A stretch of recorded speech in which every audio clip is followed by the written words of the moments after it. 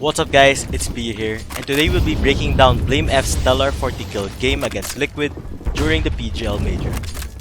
BlameF just pulled one of, if not the highest fragging game in Major regulation. He put Astralis on his shoulders, but unfortunately, they couldn't pull away with the win. Is this a life game type of performance, or did his stats have empty calories?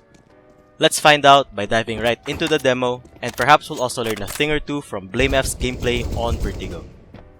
So let's start this analysis with round 3. This round will be the first of many times that Blame delivers for his team. Astralis fight for ramp control by sending Blame, Glaive, and Farlig. Farlig throws a flash into Ivy so BlameF can gain some information.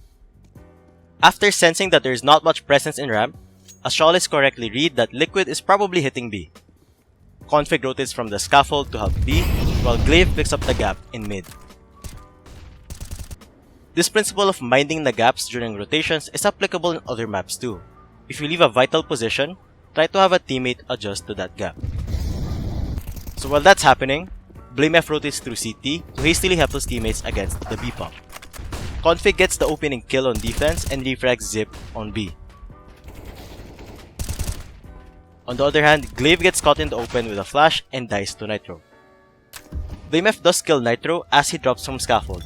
However, he gets isolated by the spawn molly, which means he couldn't help B as Naf and OC hunted down Config. Farlig also dies to OC from Generator, which leaves BlameF to clutch the 1v2 retake. So let's dissect this clutch.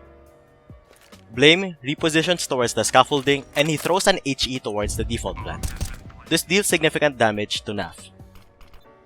BlameF had information that OC was last seen in Gen, so he clears it. Since BlameF is away from the wall and is right eye peeking, he spots OC's shoulder while OC only saw his barrel before dying. Naf also peeks from triple box but is immediately killed by Blame. It is worth noting that Blame's HE made the difference in this clutch as it made Naf within one-shot range. So in this post plant, Liquid hoped to use a bait setup with OC and Naf. As soon as OC takes contact, Naf would peek from triple. A fair play, but BlameF's angle clearing and individual brilliance shined brighter. OC had no chance to shoot back, and Naf had a disadvantageous fight due to his health. While Astralis don't convert this following round, I want to show you some grenades that Blame uses to help with the early A-hold. He begins the round by doing the standard ramp smoke. For those that don't know the lineup, I gotcha. You line up in this wall right here, aim at this edge of the ceiling, then run through. Blame also has a flash for yellow by lining up here and jumping through. After a failed ramp re-aggression, BlameF falls back behind headshot. He jump throws a ramp molly from this position and also HEs in front of Crane by lining up here. The ramp re-aggression tactic that Astralis tried is similar to retaking top car on Inferno. While it didn't work out for Astralis, the goal is to grant information in the mid round and retake some lost map control. So in round 5, Astralis got economically reset due to the previous round and now they have to eco. They go for a 3-man boost on A short while Glaive plays by the crane area. This boost gives BlameF vision of both yellow and ramp. Glaive's role in this situation would be to spot the forklift and bait the Liquid players into this boost. However, Liquid ends B in this round and the trap does not come into play. In the 6th round, nothing much happens from BlameF's perspective. He throws the standard ramp smoke and pairs it with this flash that blinds bottom yellow and mid ramp. Liquid decides to hit B, leaving Glaive and Blame to save their guns. But before that, Blame throws the same default HE in B that grants him a kill. So round 12. There's not much to be broken down here as well, so I'll show a montage of BlameF farming them.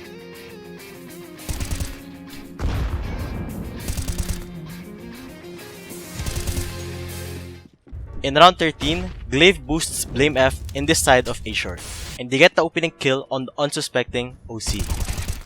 Liquid decides to speed up their A hit because of this. Nitro responds by killing Farlig and Glaive. Nitro also knows of the third A player, and Blame has no choice but to stand his ground. He kills Nitro and repositions, but loses the next duel against Nafla. Let's move on to round 18. BlameF often plays lurker or behind the entry fraggers. But for round 18, BlameF took the initiative and pulled off a nice entry triple kill to open up the A-bomb site, albeit against an eco. This point is something that Vu brought up in his analysis on BlameF. Blame takes the passive role on most gun rounds but becomes hyper aggressive when it is against pistols. The 21st round is where we can kind of point to some of BlameF's flaws as a player. He first follows behind Config in mid, but the spacing got messed up, which led to Config dying without a trade attempt. It seems like Config got left out to dry by his teammates from the outside.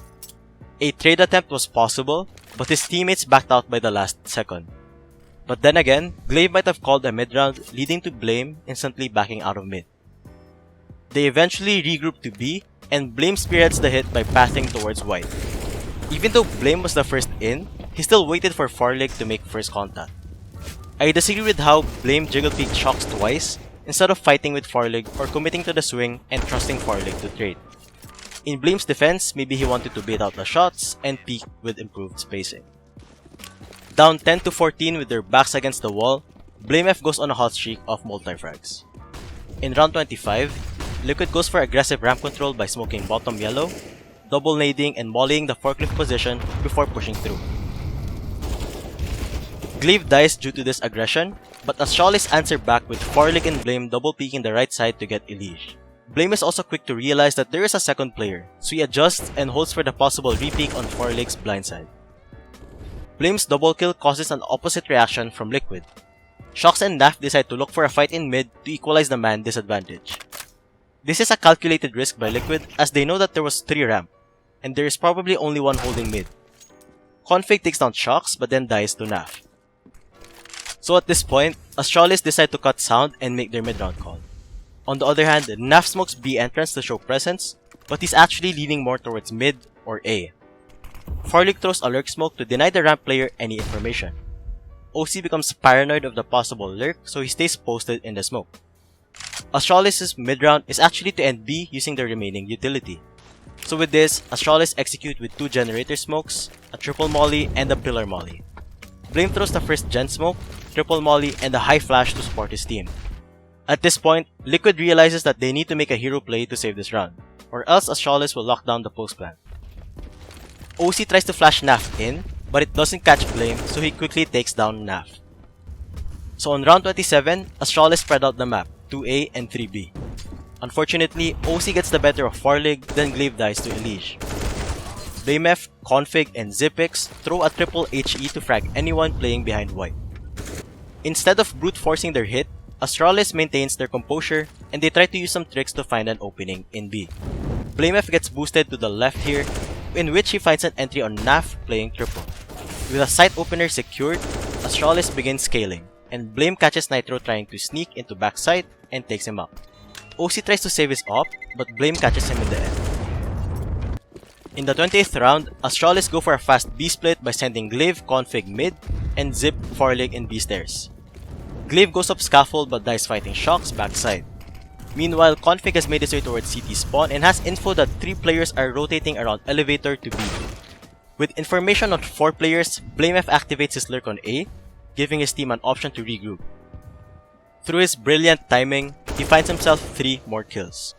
So in conclusion, is this the best performance by a player in Major Regulation?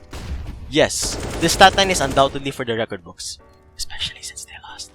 But contextualizing it through the eye test would give us a mixed view. Don't get me wrong, BlameF's fragging kept his team above water for most of the game, especially in the last few rounds. And his utility usage is also outstanding. For several rounds, Liquid players were tanking damage from his HE grenades and molotovs. However, we would be blind if we ignored how BlameF would farm against a low buy in some rounds or get many trade kills or exits on lost rounds. The CS community often criticizes Blame for being too passive. From a viewer's standpoint, it sometimes feels as if he waits too much for his teammates to take action before he does. While there are glimpses where Blame shows his ability to find entry kills, it feels like he thrives more on this passive playstyle. His team wants and trusts him to play that role, and from the looks of it, playing the mid to late round is much more natural to him than going in first. So that concludes my analysis on BlameF's 40 kill game against Liquid. Please feel free to like and subscribe if you've enjoyed and learned from the video. I'll see you guys in the next one. I'ma head out.